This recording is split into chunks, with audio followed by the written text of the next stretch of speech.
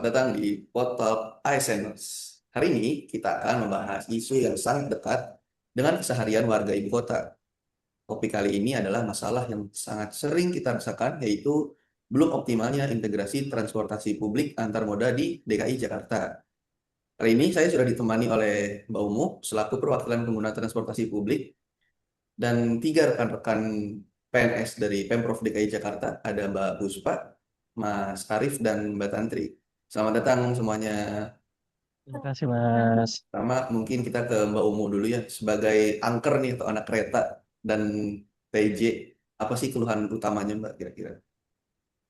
Terima kasih ya Mas Ari. Jadi tantangan terbesar itu pas mau pindah ke transportasi yang lain. Karena ada beberapa titik perpindahan antar transportasi itu misalnya dari KRL nih ke Transjakarta. Itu tuh masih mengharuskan kita sebagai penumpang ya berjalan kaki itu cukup jauh Mas. Jadi itu kendalanya.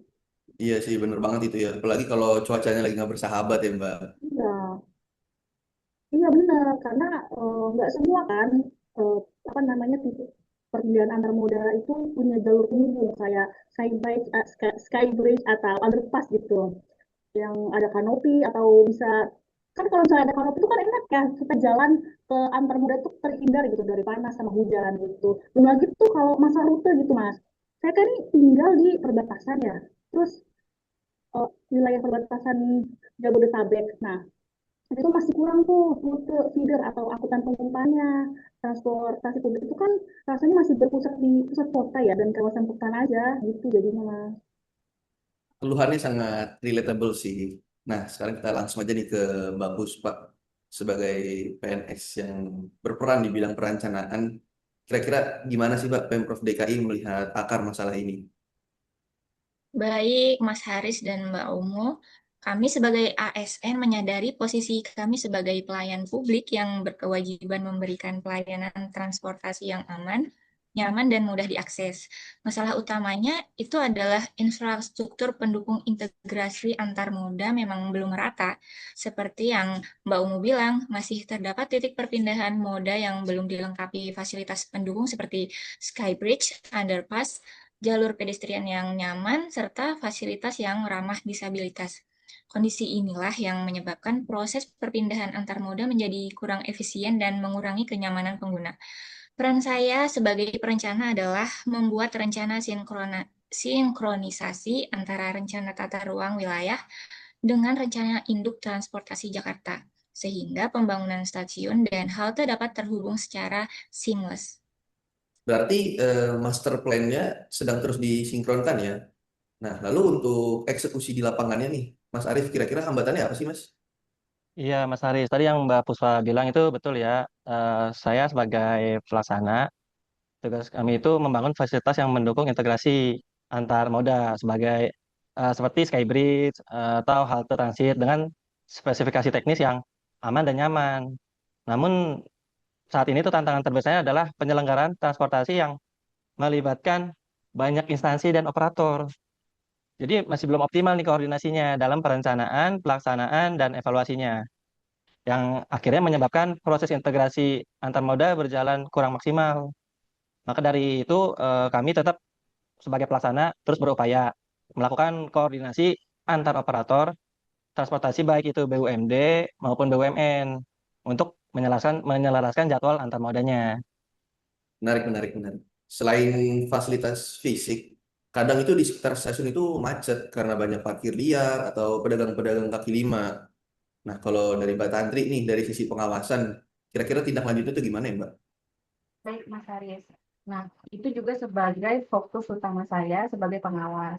Saya juga rutin melaksanakan operasi lapangan untuk penertiban parkir liar dan perdagangan di sekitar hub transportasi itu guna untuk memastikan kelancaran arus armada dan kenyamanan pengguna transportasi. Selain itu, evaluasi standar pelayanan minimal terhadap kinerja operator transportasi di bawah pemerintahan Pemprov DKI Jakarta juga harus dilakukan secara berkala. Kami ingin memastikan standar kenyamanan itu konsisten. Jadi sebenarnya dari segi perencanaan, pelaksanaan, dan pengawasan itu semuanya udah bergerak ya. Tapi di era digital ini, kira-kira inovasi apa sih yang ditawarkan oleh teman-teman PNSDK ini? Mungkin dari Mbak Puspa dulu boleh.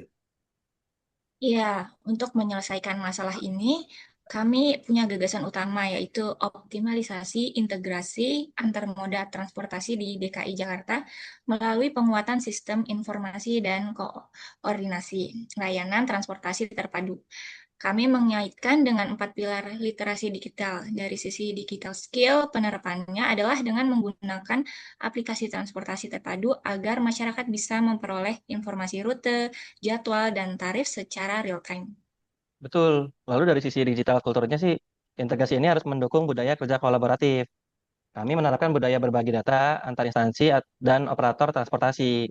Jadi kami juga mendorong penggunaan transportasi umum berbasis digital ini sebagai bagian dari gaya hidup modern dan ramah lingkungan bagi masyarakat. Saya tambahkan ya Mas Haris dan teman-teman semua, untuk kita lihat dari digital etik dan digital safety-nya, dalam digital etik, ASN juga harus menyajikan informasi transportasi yang akurat dan dapat dipercaya. Nah, karena itu sistem ini mengelola banyak data. Keamanan menjadi aspek penting. Untuk digital safety, kami memastikan perlindungan data penggunaan aplikasi transportasi dan mencegah akses tidak sah terhadap sistem informasi tersebut. Kami juga menerapkan keamanan cyber pada platform layanan dan sistem pembayaran terintegrasi. Seperti itu, Mas Haris. Wah, keren banget sih kalau emang datanya tuh terintegrasi dengan aman. Apalagi kan kalau misalnya jadwalnya sinkron di satu aplikasi itu tuh bakal ngebantu banget nih buat para pengguna transportasi kayak saya nih, bisa ngebantu buat nggak telat gitu untuk ngejar waktunya itu sih. Setuju, Mbak Umu. Nah, ini sebagai penutup bisa dirangkum nggak nih langkah-langkah atau solusi konkret yang akan dieksekusi ke depannya kira-kira? Bisa dari Mbak Puspa lagi, Mbak, boleh.